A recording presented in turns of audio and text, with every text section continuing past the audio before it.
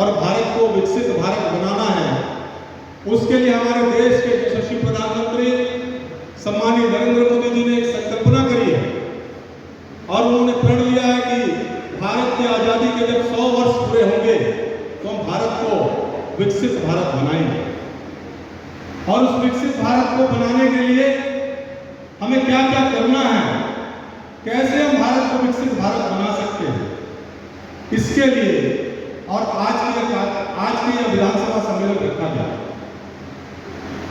अधिक से अधिक हम स्वदेशी का उपयोग करें, वोकल फॉर लोकल की हम बात करें, कैसे हम अपने यहाँ भारत को आत्मनिर्भर बना सकते हैं, कैसे हम ग्रामोद्योग को कैसे हम विकसित कर सकते हैं, इन सब पर हम चर्चा करें, जाकर के लोगों को जन जागरण के माध्यम से जोड़ें और हम एक एक व्यक्ति तक पहुंच करके और इस अपनी बात को रखें, तब यह भारत विकसित भारत बन सकता है। अभी हमारे देश के प्रधानमंत्री जी ने जीएसटी की एक बड़ी सौगात दी दिवाली से पहले, 28% का स्लैब समाप्त कर दिया और 12% का स्लैब समाप्त कर दिया। 28% की जो जीएसटी थी वो 18% में बहुत सारी आ गई, 18 की जो है वो 5 में चली गई, 5 से भी कई लोगों कई वस्तुओं में कम हो गई। लोगों को जो गाड़ियां भी लोगों ने खरीदी उसमें लोगों को लाखों लाखों रुपए का फायदा हुआ, किसी को 1 लाख, किसी को 1.5 लाख, किसी को 20,000, जैसा जिस मूल्य की गाड़ी लोगों ने खरीदी उसके हिसाब से उनको फायदा हुआ और यह लगातार हो रहा है। हम जब कोविड के समय थे तब कोविड में किस प्रकार से वैक्सीन बनाई है, आत्मनिर्भर भारत की एक पहल थी और इसी प्रकार आगे बढ़ते हुए जो हम काम कर रहे हैं कि कैसे हम ग्रामोद्योग को कैसे आगे बढ़ा सकते हैं, कैसे भारत को आत्मनिर्भर भारत बना सकते हैं, इसके बारे में विचार करके और हमारे अभी सम्मानित वक्ता यहाँ पर विस्तृत रूप से आपको इस विषय को रखेंगे। मैं सिर्फ आपको एक प्रस्तावना के रूप में बातें रख करके और हमारे आए हुए अतिथि का और समस्त कार्यकर्ताओं का, पदाधिकारियों का स्वागत और अभिनंदन करते हुए और अपनी वाणी को विराम देता हूँ। बहुत बहुत धन्यवाद। हमारी आजादी को 100 वर्ष पूर्ण होंगे, उस समय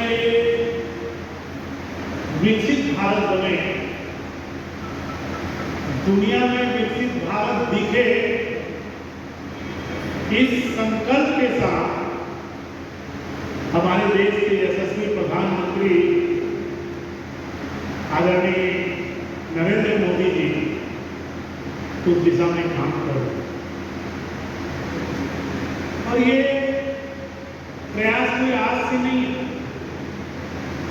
2014 में जब वो देश के प्रधानमंत्री बने तब से ये प्रयास जारी है और जब वो 2047 के विकसित भारत की बातचीत करते हैं,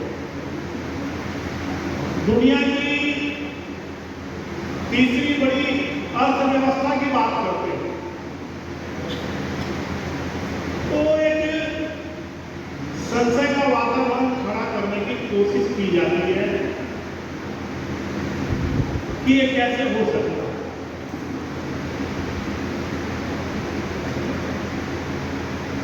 लेकिन ये हो सकता है। जरूरत है आज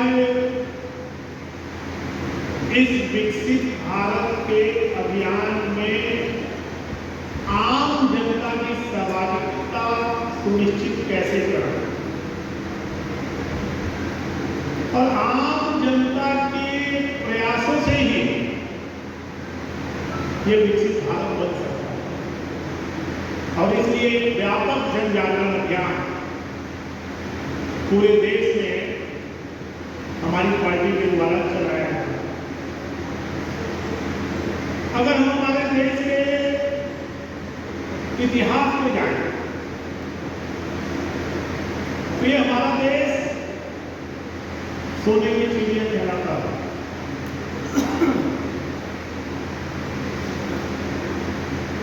और सोने की चिड़िया उस समय कहलाता था जब सरकारें नहीं हुआ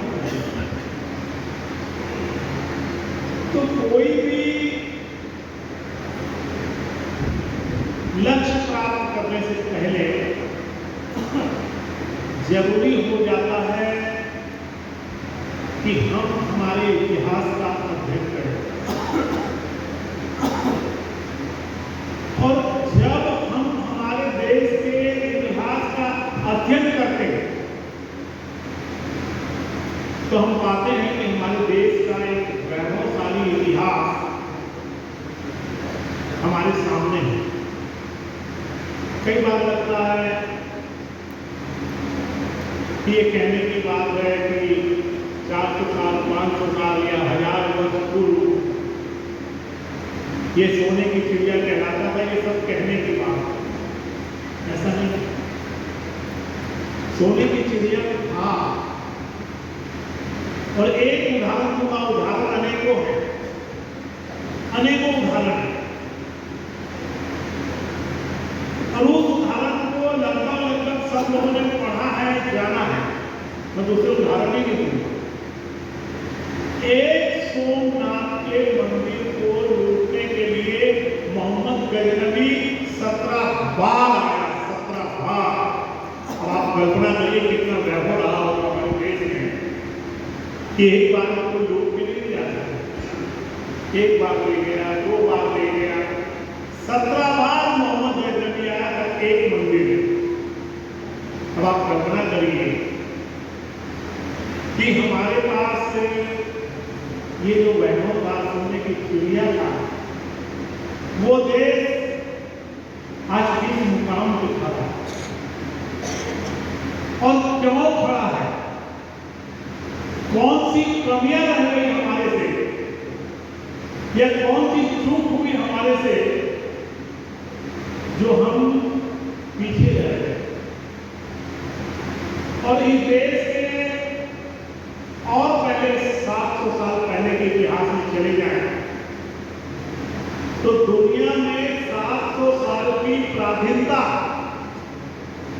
किसी देश में नहीं देखी, किसी देश में नहीं देखी, दुनिया का कोई उदाहरण नहीं।